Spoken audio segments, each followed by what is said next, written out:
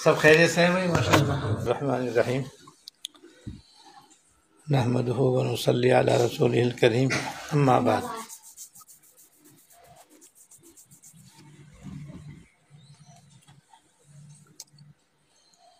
ہمارے اکابر میں سے اور بزرگوں میں سے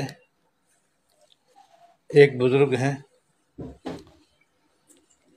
حضرت مولانا سید اصغر حسین صاحب رحمۃ اللہ علیہ۔ حضرت مولانا سید اصغر حسین صاحب رحمۃ اللہ علیہ یہ دارالعلوم دیوبند میں استاد تھے اور بڑے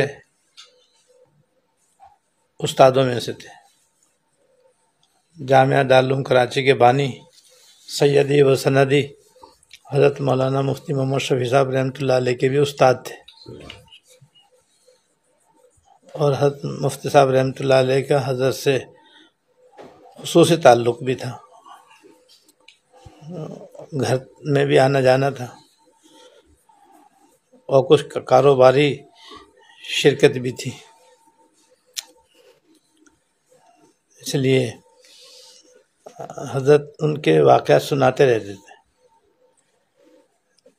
ایک دفعہ ایک واقعہ سنایا کہ کبھی کبھی حضرت سید اصغر حسین صاحب حضرت مولانا سید اصغر حسین صاحب رحمۃ اللہ علیہ کے ساتھ حضرت کو کھانا کھانے کا موقع بھی مل جاتا تھا بے تکلفی کی وجہ سے۔ تو ایک دفعہ فرماتے میں نے حضرت کے ساتھ کھانا کھایا تو کھانے سے فارغ ہو کر میں نے سوچا لاؤ دسترخوان میں اٹھا کر کسی مناسب جگہ پہ جا کے جھاڑ دوں، تو حضرت نے روکا اور پوچھا کہ بھائی تم کو دسترخوان جھاڑنا آتا ہے؟ تو میں نے عرض کیا حضرت یہ بھی کوئی فن ہے جس کے سیکھنے کی ضرورت ہو، میں یہاں سے اٹھاؤں گا اور کسی مناسب جگہ پہ جا کے اس کو جھاڑ دوں گا۔ نہیں بھائی اس کا بھی طریقہ ہے۔ پھر خود دسترخوان کو اس طریقے سے اٹھایا کہ سب سے پہلے اس میں سے ہڈیاں الگ کی اور پھر بوٹیاں الگ کی، وہ بوٹیاں جو کھانے قابل نہیں ہوتی ہیں لیکن آدمی چوس کے ان کو ڈال دیتا ہے، ان کو الگ کیا۔ روٹی کے جو باریک باریک چھوٹے چھوٹے ٹکڑے ہوتے ہیں ان کو الگ کیا، اور بھی باریک باریک ذرات ہوتے ہیں نا جو روٹی کے ساتھ جھڑتے ہیں ان کو الگ چن لیا۔ اس کے بعد پھر فرمایا کہ دیکھو یہ میں نے 4 چیزیں الگ کی ہیں دسترخوان میں سے، اس میں جو ہڈیاں ہیں وہ تم ایک خاص جگہ پر میں ڈالتا ہوں، وہاں کتا آتا ہے وہ کھا لیتا ہے، چبا لیتا ہے، چوس لیتا ہے جیسے بھی ہے۔ اور جہاں تک یہ بوٹیاں چھچڑے وغیرہ ہیں یہ میں فلاں جگہ ڈالتا ہوں، وہاں بلی آتی ہے اور وہ اپنا حصہ لے لیتی ہے۔ وہیں روٹی کے ٹکڑے وغیرہ بھی ڈال دیے جاتے ہیں تاکہ وہ استعمال میں آ جائے۔ اور جو باریک باریک بھورے ہیں چاول بھی ہوتے ہیں اس میں، اور چھوٹے چھوٹے باریک باریک روٹی کے ٹکڑے ہوتے ہیں، یہ میں فلاں درخت کی جڑ میں جا کے ڈالتا ہوں، وہاں پہ چیونٹیاں ہوتی ہیں اور چیونٹے ہوتے ہیں، یہ ان کی خوراک ہے۔ تو اس طرح سے میں دسترخوان، تو حضرت فرماتے میں حیران رہ گیا کہ حضرت واقعی ہے، ہم تو بس یہ سمجھتے ہیں دسترخوان کے اٹھایا اور ایک طرف کو ڈال دیا، ایسا پہلی مرتبہ معلوم ہوا۔ حضرت بارہا یہ واقعہ سنایا کرتا۔ تو ہم لوگ جب کھانا کھاتے ہیں تو یہ یاد رکھو کہ کھانا اللہ تعالیٰ کی عظیم نعمتوں میں سے ہے، زمین و آسمان نے اس پر محنت کی ہے، جب جا کر ہمارے دسترخوان پہ یہ آیا ہے۔ اور حدیث میں آپ نے فرمایا روٹی کا اکرام کرو، اکرم الخبزہ، روٹی کا احترام کرو۔ احترام یہ ہے کہ اس کو بیجا ضائع نہیں کرو، یہ نہیں کہ اس کا وہ حصہ جو کھانے قابل ہے مگر ذرا سا کچا رہ گیا ہے تو اسے پھینک دو، یہ بڑی بے ادبی کی بات ہے، بے حرمتی کی بات ہے۔ روٹی کا جو حصہ کھانے قابل نہ ہو اس کو الگ کر لو، اور اس کو پھینکو نہیں، اکٹھا کر لو۔ ایسے دسترخوان پر جب آدمی کھاتا ہے تو اول تو کھانے کے دوران اگر چاول گر جائے یا روٹی کا ٹکڑا گر جائے تو اٹھا کر کھا لو، کیونکہ گرے ہوئے کو اٹھا کر کھانے کا الگ ثواب ہے، اس کی الگ فضیلت ہے۔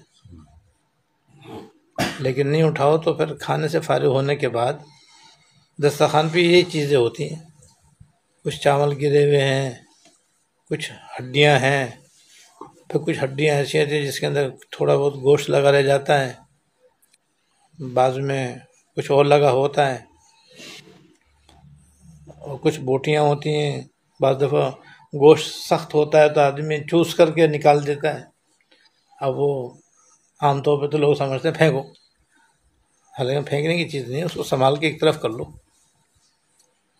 اس طرح سے کر کے جو بلے کام کی اسے بلی کے آگے ڈال دو، جو کتے کام کی وہ کتے کے سامنے ڈال دو، اور جو پرندوں نے کام کی ہے یا چیونٹوں نے کام کی ہے ان کے وہ وہاں ڈال دو۔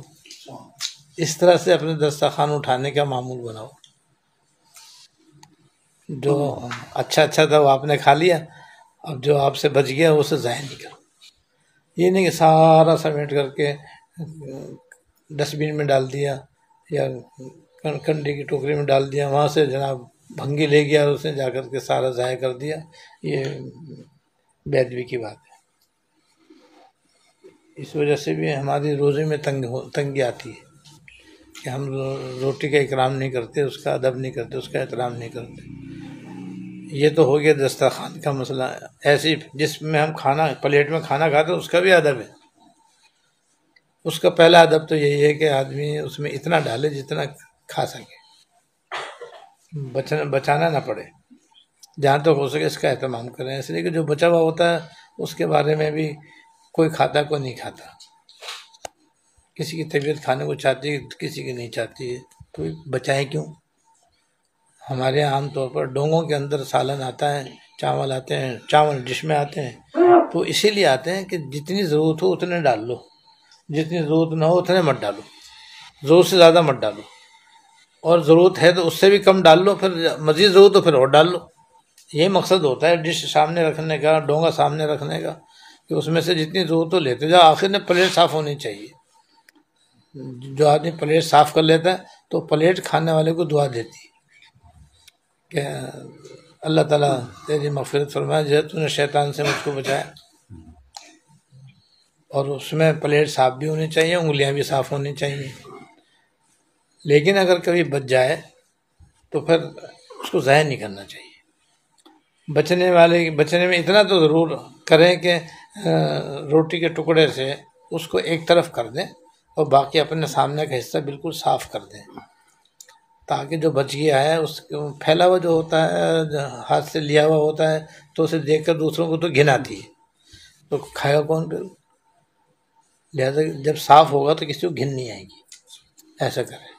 اور اگر ہمت ہو تو کسی اور کو دے دو، وہ اس کو کھا لے، بھائی بیٹھا ہوا ہے بھائی کو دے دو، بیٹا بیٹھا ہے اس کو دے دو، کوئی اور ہے کوئی میرے سے تو نہیں کھایا جائے، آپ میرے ساتھ تعاون کر دو، ایک دو لقمے آپ لے لو، ایک دو لقمے میں لے لیتا ہوں۔ کوشش کریں کہ پلیٹ صاف ہو، نہ ہو تو مجبوراً چھوڑ بھی سکتے ہیں، اس کے بچا بھی سکتے ہیں۔ بچانے کے بعد اب اسے ضائع نہیں کرنا ہے، اب اس میں یا تو گھر میں کوئی دوسرا فرد کھا لے، اور نہیں تو ملازم بھی ہوتے ہیں، ماسیاں بھی ہوتی ہیں، اس میں اور ڈال کر کے کسی ماسی کو دے دو، وہ کھا لے۔ تیسرا نمبر یہ ہوتا ہے کہ اسی کے اندر کچھ اور ڈال کر کے بلی کے سامنے رکھ دیں، وہ اپنے چانٹ لے گی، اس کو کھا لے گی۔ غرض کہ یہ پلیٹ میں ہو تو بھی ضائع نہ کریں، دسترخوان پہ گرے تو اس کو بھی ضائع نہیں کریں، دونوں سے بچنے کا اہتمام کریں۔ یہ آداب ہیں کھانے کے، اور یہ اکرام ہے اللہ تعالیٰ کی اس روزی کا جو اس نے بن مانگے اور ہماری حیثیت اور طاقت کے بغیر اپنے فضل سے ہمیں عطا فرمائے۔ اللہ تعالیٰ عمل کی توفیق عطا فرمائے۔